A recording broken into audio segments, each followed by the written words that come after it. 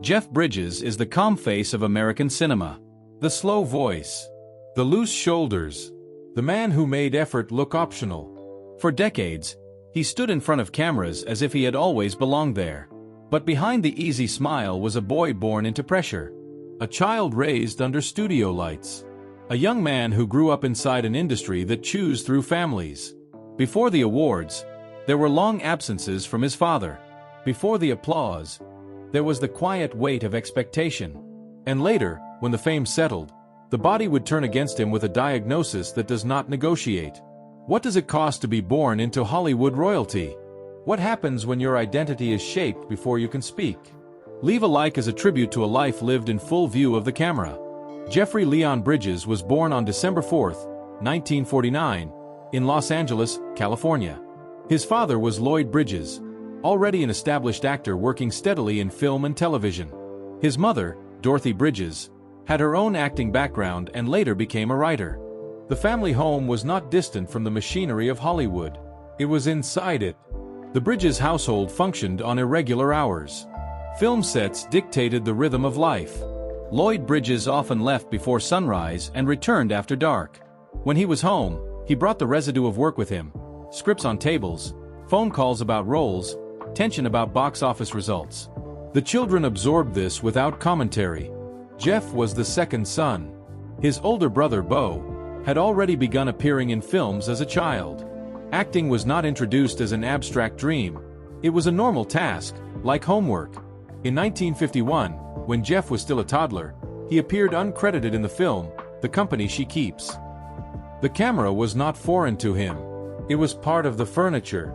He would later appear in the television series, Sea Hunt, which starred his father. These were not dramatic turning points. They were routine days on set, spent watching adults repeat lines until the lighting matched the script supervisor's notes. Childhood in Los Angeles during the 1950s carried a specific tension for children of actors. The post-war film industry was stable but competitive. Studios controlled contracts. Public images were curated. Any scandal could reduce work offers overnight. Jeff grew up observing that employment in Hollywood was conditional. His father's career had experienced fluctuations, including a period when Lloyd Bridges was blacklisted during the Red Scare due to alleged associations. Although Lloyd later rebuilt his career, the message was clear. Fame did not equal security. Jeff attended University High School in Los Angeles. Academically, he was average. Teachers did not describe him as disruptive or exceptional. He was more drawn to music and drawing. He played guitar. He spent time in the ocean, surfing. These were solitary activities. They offered something acting did not: control over pace and silence. At home, expectations remained unspoken but firm. Lloyd Bridges believed acting was a disciplined craft. He coached both sons. He critiqued performances. He insisted they treat small roles seriously. Family conversations often circled back to auditions and reviews. For a developing adolescent, this created a narrow corridor of acceptable ambition. The family trade was acting. Deviation required justification. The psychological structure of being a second-generation actor is complex. Studies on children in high-visibility professions show increased rates of anxiety linked to performance evaluation. In Hollywood during the 1960s, nepotism opened doors but also sharpened scrutiny. Casting directors assumed privilege. Critics compared sons to fathers. Jeff entered adulthood aware that his surname was both a key and a target. After high school, he enrolled briefly at the Herbert Berghof Studio in New York to study acting. The move to New York was less about rebellion and more about distance. He wanted separation from Los Angeles and from the daily shadow of his father's reputation. Training was practical. Voice exercises. Physical awareness drills. Scene work stripped of glamour. Acting, in this context, became labor rather than inheritance. In 1967, at age 18, Jeff enlisted in the United States Coast Guard Reserve during the Vietnam era. He served 8 years in the reserve, though he was not deployed to combat. The enlistment provided structure outside film sets. It also offered insulation from the draft system's unpredictability. During this period, he balanced sporadic acting jobs with military commitments. The dual identity, actor and serviceman, contradicted the public image of Hollywood youth at the time. His early film career did not begin with immediate stardom. In 1971, he appeared in The Last Picture Show, directed by Peter Bogdanovich. The role earned him an Academy Award nomination for Best Supporting Actor. He was 22. The industry's response was swift. Magazines labeled him a new talent. But nominations do not erase internal doubt. Young actors who receive early critical praise often face intensified pressure to replicate success. Many do not. The early 1970s were marked by experimentation in American cinema. Directors were given more creative control. Films explored violence, sexuality, and moral ambiguity. Jeff worked steadily through this era, appearing in projects that varied in tone and reception. Some films succeeded commercially, others did not. There is a misconception that a nomination guarantees a smooth career trajectory. Data from Academy history shows that many nominees experience uneven employment patterns in the decade following recognition. At home, the Bridges family dynamic continued to revolve around performance. Bridges was also building a career. Comparisons were inevitable. Media interviews often asked Jeff about his father and brother. Identity became relational rather than independent. He was Lloyd's son, Bo's brother, and only secondarily himself. Financially, the family was comfortable, but the entertainment industry's instability was visible. Actors without contracts faced periods without income. Jeff observed the necessity of saving, of diversifying. This awareness influenced his later cautious approach to projects. During his 20s, Jeff maintained a laid-back public persona. Long hair, casual speech, a relaxed posture during interviews. This image contrasted with the disciplined environment of his upbringing. It was partly authentic and partly strategic. The 1970s audience responded to anti-authoritarian figures. He fit the mold without overtly manufacturing it. The deeper reality of those years included private uncertainty. Interviews from the period show him questioning whether he wanted to act permanently. He considered alternative paths, including music and photography. The act of choosing to remain in film was gradual. There was no dramatic announcement. It was a series of decisions to accept roles rather than withdraw. One significant personal development occurred in 1975 while filming Rancho Deluxe in Montana. He met Susan Jeston, who would later become his wife. The relationship introduced stability. They married in 1977. Unlike many Hollywood unions of the era, theirs would endure decades. This foundation would later become critical during health crises. The statistical reality of Hollywood marriages is stark. Divorce rates among entertainment professionals have historically exceeded national averages. Long-term partnerships require insulation from industry volatility. Jeff and Susan chose to raise their daughters with relative privacy, limiting media exposure. In examining the early phase of Jeff Bridges' life, the pattern is consistent. Exposure to fame without complete absorption by it. He did not experience poverty in the conventional sense, but he did experience conditional approval. Praise was linked to performance. Security was tied to public reception. The psychological cost of that structure is cumulative rather than explosive. By his early 30s, he had built a reputation as a reliable actor. Not a headline-dominating celebrity, but a steady presence. This steadiness was rooted in years of observing his father navigate career highs and lows. Lloyd Bridges had faced blacklist accusations, career rebuilding, and typecasting. Jeff internalized those lessons. The early realities of his life were not defined by a single traumatic event. They were defined by sustained exposure to evaluation. The camera was always near. The surname was always present. The expectation was constant. Perform, endure, repeat. This foundation would shape every subsequent decision. It would influence how he handled success, how he absorbed criticism, and how he confronted physical decline decades later. The boy who walked through studio lots holding his father's hand would eventually face a hospital corridor holding his own medical chart. But before that, there was ascent. There were risks. There were roles that altered his cultural identity. And there were consequences, professional and physical, that would accumulate quietly over time. By the late 1970s, Jeff Bridges was no longer viewed as a promising newcomer.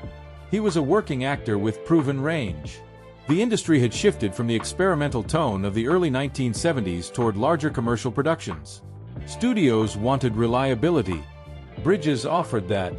He arrived on set prepared. He did not generate tabloid chaos. He completed films on schedule. Throughout the 1980s, he moved between genres without anchoring himself to one identity. In Starman, he played an alien inhabiting a human body. The performance required controlled physical restraint, altered posture, delayed blinking, slowed speech. It earned him another Academy Award nomination. The pattern repeated. Critical praise followed by expectation. Recognition in Hollywood can narrow opportunity as much as it expands it. Casting directors begin to see patterns and request repetition of previous success. He resisted being fixed into a single archetype. In Against All Odds, he portrayed a former athlete. In Jagged Edge, he stepped into a legal thriller. The films varied in box office performance. The industry's economics are blunt. A production's revenue determines future leverage. In the 1980s, mid-budget adult dramas still existed. By the 1990s, studios increasingly prioritized high-concept blockbusters. One of the most commercially visible projects of his career came in 1982 with Tron. The film was technologically ambitious. At the time, its digital effects were experimental and costly. Initial box office returns were moderate rather than explosive. 4 years, Tron remained a cult property rather than a mainstream success. Actors tied to technically risky projects accept a specific gamble. If the film fails, they absorb association with failure. Bridges continued working steadily, but he was not yet anchored to a defining role. The 1990s introduced instability. The American film industry experienced consolidation. Independent studios struggled. Actor salaries fluctuated. During this period, Bridges appeared in films that did not all succeed commercially. There were critical disappointments and modest releases. Employment remained consistent, but the cultural spotlight dimmed. Then in 1998, the Coen brothers released The Big Lebowski.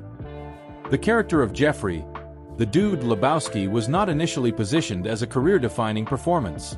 The film's box office was modest. Reviews were mixed. Over time, however, the character accumulated cultural mass. The Dude became an icon: bathrobe, slow speech, detached philosophy. The role attached to Bridges' public identity in a way previous performances had not. Cultural phenomena rarely follow predictable timelines.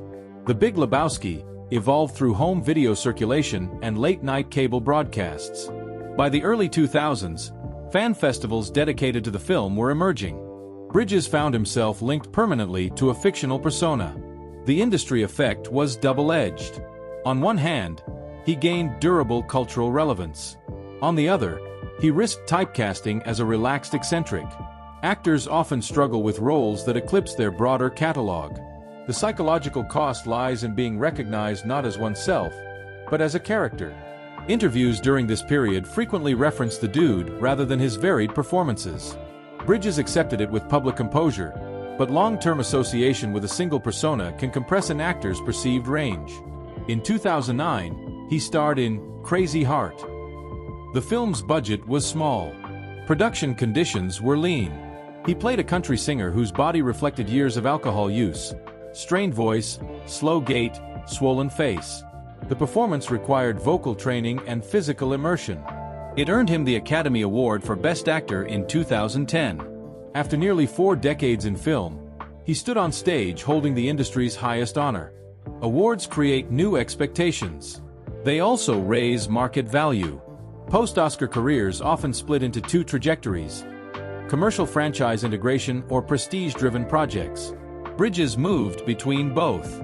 He joined large-scale productions such as Iron Man, portraying Obadiah Stane, and later returned to Tron in its 2010 sequel. Franchise films involve intense production schedules, long days under lighting rigs, physical strain from repeated action sequences. Even roles without heavy stunts demand endurance. By his 60s, Bridges was maintaining a workload comparable to actors decades younger. Film sets require prolonged standing, late-night shoots, and repeated takes. The body absorbs this gradually. Musculoskeletal wear accumulates. Sleep cycles fragment. For aging performers, recovery time lengthens. Publicly, he maintained composure. Privately, the mechanical reality of aging advanced. Minor injuries take longer to heal past age 60. Immune response weakens incrementally.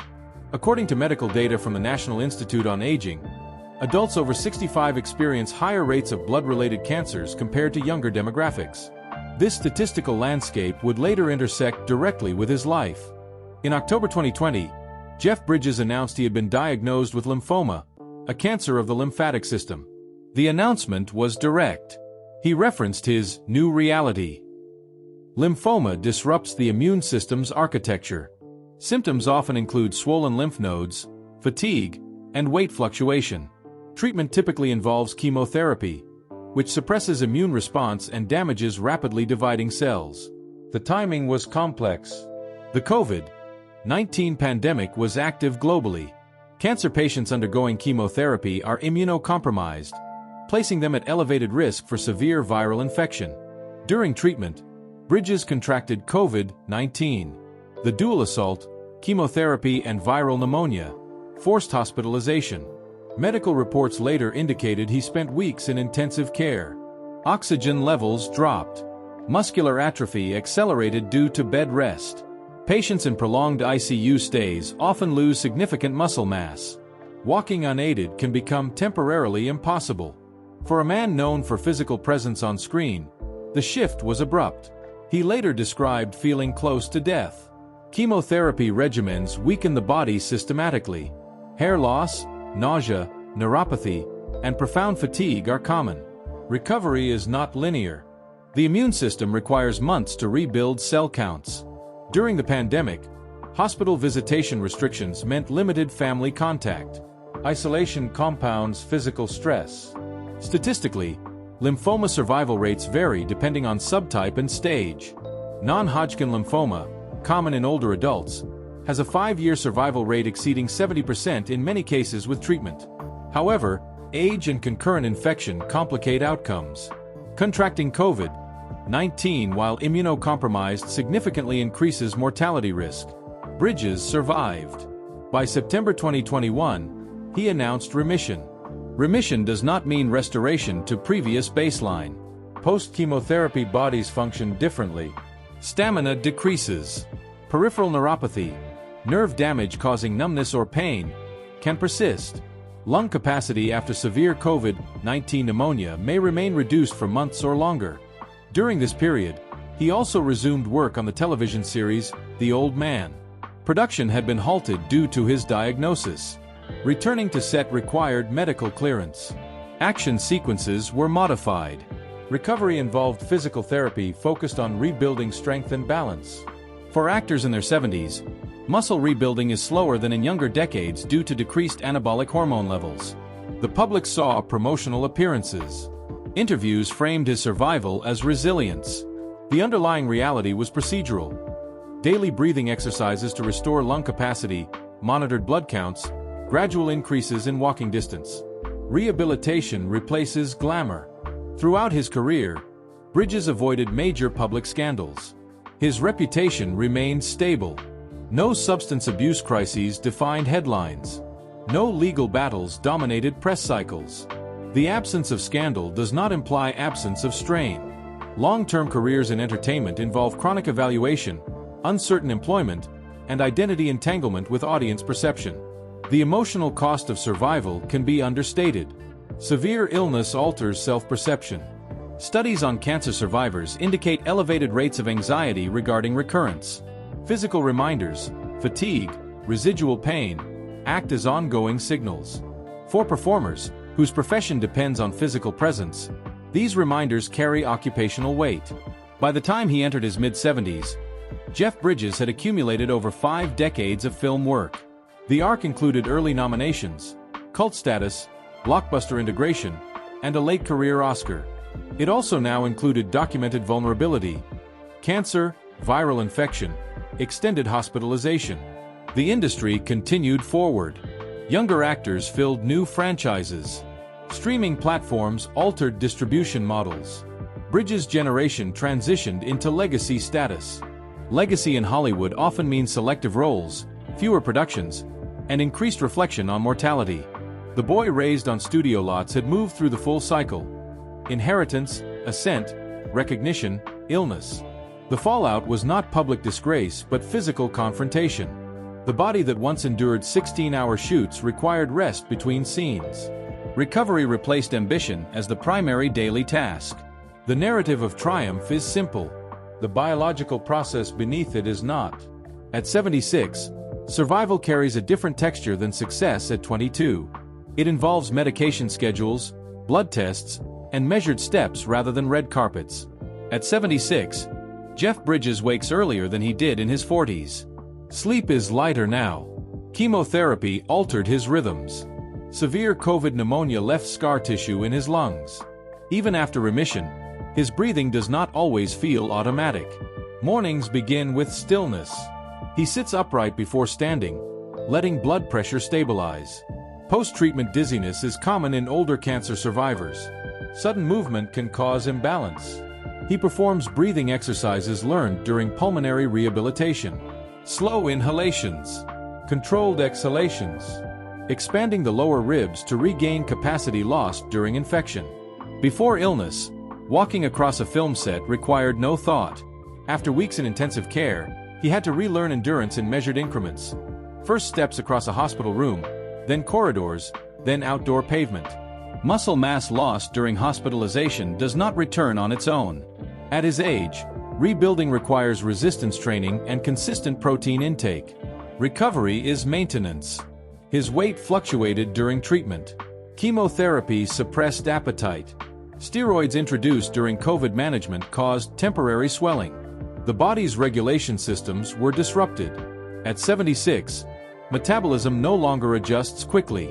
He monitors energy levels closely. Fatigue can arrive without warning. Afternoon rest is not optional. It is scheduled. Statistically, nearly 40% of cancer survivors over 70 report persistent fatigue years after treatment. Neuropathy, numbness in hands and feet, is another common outcome. Fine motor control can weaken. For an actor, small gestures matter.